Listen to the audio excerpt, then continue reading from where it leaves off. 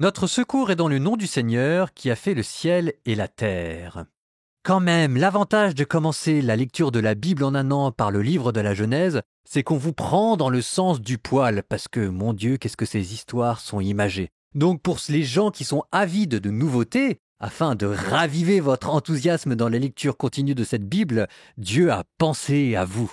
Nous commençons un nouveau cycle, celui de Joseph, même si à proprement parler, il s'agit plutôt d'un cycle à l'intérieur d'un cycle. Le grand cycle, c'est Jacob, Israël, qui va mourir à la fin du livre de la Genèse. Et là, nous faisons un focus sur l'histoire de l'un de ses fils en particulier, Joseph. Genèse 37-38.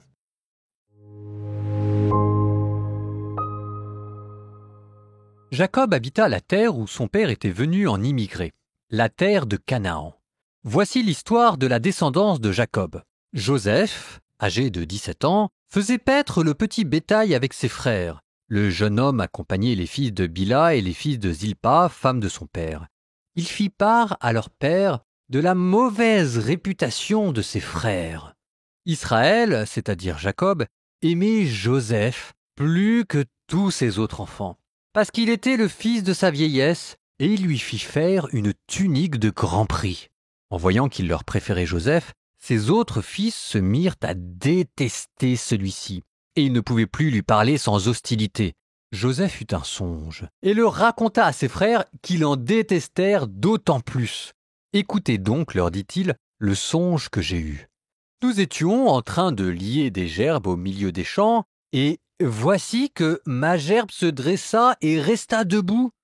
Alors vos gerbes l'ont entouré et se sont prosternés devant ma gerbe. » Ses frères lui répliquèrent : « Voudrais-tu donc régner sur nous, nous dominer ?» Et ils le détestèrent encore plus à cause de ses songes et de ses paroles. Il eut encore un autre songe et le raconta à ses frères. Il leur dit : « Écoutez, j'ai encore eu un songe. Voici que le soleil, la lune et 11 étoiles se prosternaient devant moi. » Il le raconta également à son père, qui le réprimanda et lui dit : « Qu'est-ce que c'est que ce songe que tu as eu ? Nous faudra-t-il venir, moi, ta mère et tes frères, nous prosterner jusqu'à terre devant toi ?» Ses frères furent jaloux de lui, mais son père retint la chose. Les frères de Joseph étaient allés à Sichem faire paître le troupeau de leur père. Israël dit à Joseph : « Tes frères ne gardent-ils pas le troupeau à Sichem ? Va les trouver de ma part. » Il répondit : « Me voici. » Jacob reprit : « Va voir comment se portent tes frères et comment va le troupeau et rapporte-moi des nouvelles. » C'est de la vallée d'Hébron qu'il l'envoya et Joseph parvint à Sichem. Un homme le rencontra alors qu'il était perdu en pleine campagne et lui demanda : « Que cherches-tu ? » Il répondit : « Je cherche mes frères. Indique-moi donc où ils font paître le troupeau. » L'homme dit : « Ils sont partis d'ici. Je les ai entendus dire : allons à Dothan. » Joseph continua donc à chercher ses frères et les trouva à Dothan. Ceux-ci l'aperçurent de loin et, avant qu'il arrive près d'eux, ils complotèrent de le faire mourir.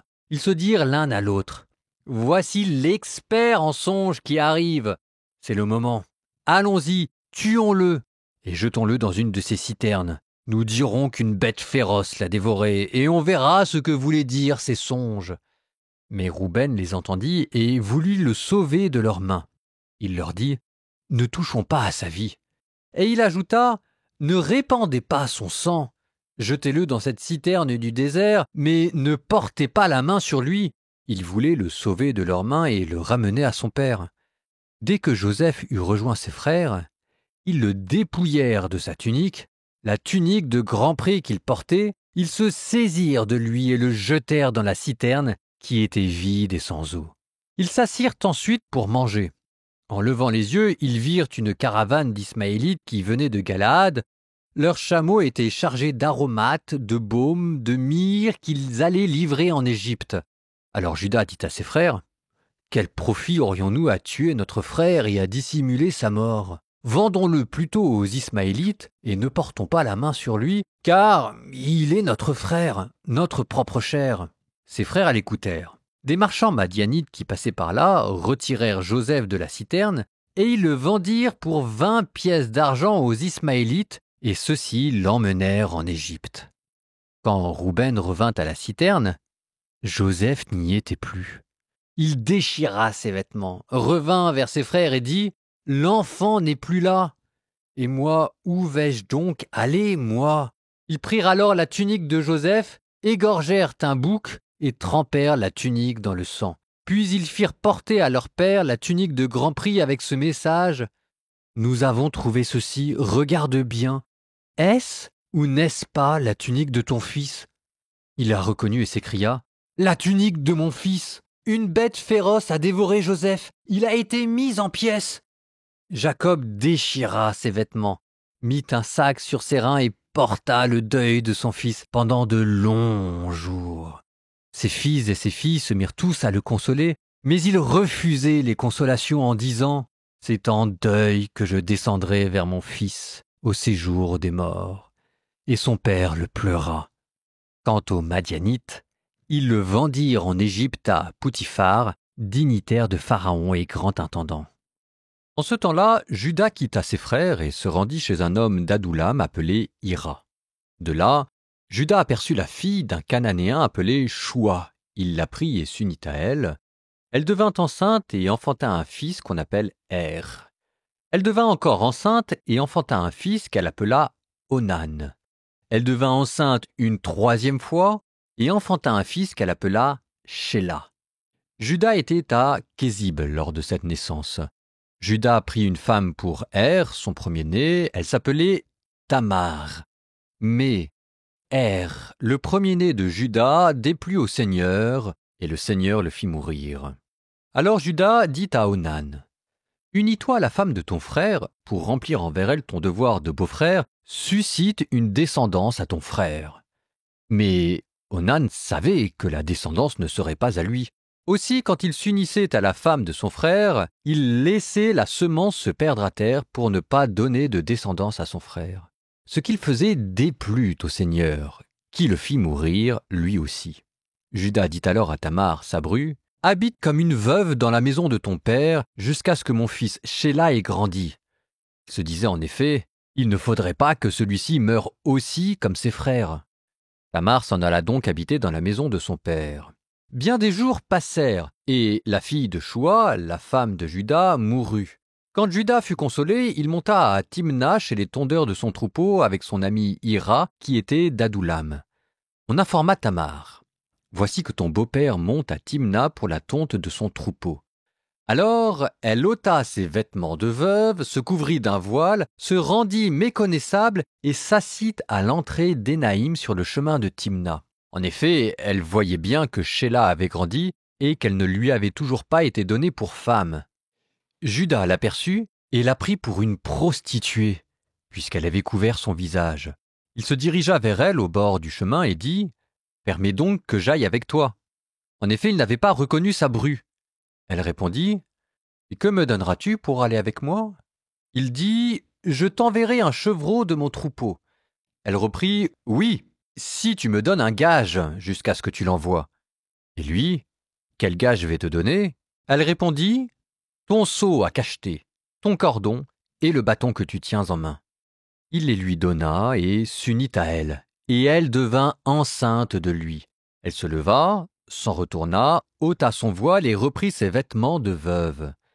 Juda envoya le chevreau par l'intermédiaire de son ami d'Adoulam pour reprendre le gage des mains de la femme. Celui-ci ne le trouva pas. Il interrogea les gens de l'endroit. « Où est la prostituée qui se trouvait à Énaïm au bord de la route ?» Ils répondirent « Il n'y a jamais eu là de prostituée. » Il retourna donc chez Juda et dit « Je ne l'ai pas trouvée. Et les gens de l'endroit m'ont même déclaré qu'il n'y avait jamais eu là de prostituée. » Juda répondit « Qu'elle garde tout pour elle. Ne nous couvrons pas de ridicule, moi qui lui ai envoyé un chevreau et toi qui ne l'as pas trouvé. » Or, 3 mois plus tard, on informa Juda. « Ta bru Tamar s'est prostituée et voilà même qu'elle est enceinte. » Juda déclara « Qu'on la jette dehors et qu'on la brûle. » Tandis qu'on la jetait dehors, elle envoyait dire à son beau-père « C'est de l'homme à qui appartiennent ces objets que je suis enceinte. » Et elle ajouta « Regarde donc bien à qui appartiennent le seau à cacheter, le cordon et le bâton que voici. » Judas les reconnut et dit : « Elle est plus juste que moi, car de fait, je ne l'ai pas donnée à mon fils Shéla. » Et désormais, il ne s'unit plus à elle. Or, quand elle accoucha, on s'aperçut qu'elle portait des jumeaux. Pendant l'accouchement, l'un d'eux présenta une main que la sage-femme saisit. Elle y attacha un fil écarlate en disant : « Celui-ci est sorti le premier. » Mais il retira sa main et c'est son frère qui sortit. La sage-femme dit : « Quelle brèche tu as ouverte !» Et on l'appela Pérès, c'est-à-dire brèche. Son frère sortit ensuite, lui qui avait à la main le fil écarlate. On l'appela Zéra.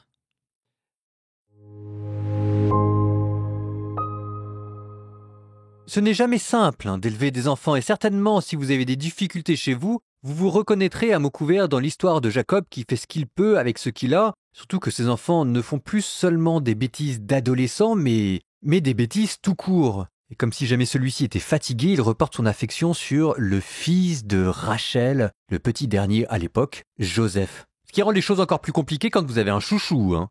C'est vrai que c'est jamais très simple dans une famille quand on a un chouchou, et celui-ci est le chouchou officiel. Ce rôle privilégié de Joseph, la Bible le signale à travers une histoire de manteau. Je cite : « Jacob lui avait fait faire une tunique à longues manches. » Je ne sais pas exactement ce que ça signifie, mais certainement que cela avait une signification particulière, et les rabbins ont glosé dessus en rapprochant ce manteau de Joseph au manteau de gloire que Adam perdit lorsqu'il fut chassé du paradis. On retrouvera ce manteau avec la vente de Joseph. Les frères vont prendre son manteau, vont le tacher de sang pour le ramener à son père et prouver qu'il est mort, et à son tour, Joseph prendra son propre manteau qu'il déchirera en signe de deuil. Ce qui vous rappelle, à quelques milliers d'années près, une autre histoire de manteau, celui de Jésus. Au pied de la croix, les soldats romains prendront son manteau, taché de sang, sa tunique, qu'ils se partageront au sort, et le grand prêtre d'alors prendra aussi son propre manteau qu'il déchirera en signe de deuil devant ce qu'il estime être le blasphème de Jésus. Le manteau ici symbolise la dignité. Et Joseph, avec son manteau, prouve par là qu'il est le préféré de son père, mais Joseph en cela n'a peut-être pas totalement tort parce qu'il semble bien que Joseph pour Dieu soit un objet de prédilection, il est le détenteur de songes. Mais ça, pour les frères de Joseph, c'est insupportable. Alors on aurait presque envie de les plaindre, ces frères, parce que c'est vrai que c'est jamais agréable d'avoir un chouchou en face de soi. À ceci près, c'est que les frères de Joseph, ce ne sont pas des enfants de cœur et on n'en est pas à leur première incartade. La preuve, quand Joseph va les voir, alors qu'ils sont censés garder le troupeau, on peut s'apercevoir que les frères ne sont pas avec leur troupeau, mais plutôt à la ville, en train probablement de faire n'importe quoi. Le reste est une histoire de trahison, ce qui dans la Bible est le péché qui fait le plus souffrir parce que la trahison, ce sont vos proches qui vous méprisent, vous haïssent et vous détestent. Comme ce sont vos proches, ça vous plonge plus à l'intérieur de votre âme, ça vous détruit de l'intérieur. Là encore, préfiguration de Jésus qui sera trahi par l'un des 12. En attendant, l'autre chapitre en bonus nous amène du côté de Tamar. J'insiste un tout petit peu sur ce bonus parce que Tamar, encore une histoire de femmes qui décidément doivent tout faire pour survivre, ça nous amène là encore du côté de Jésus, parce que c'est de la descendance de Tamar que naîtra Jésus.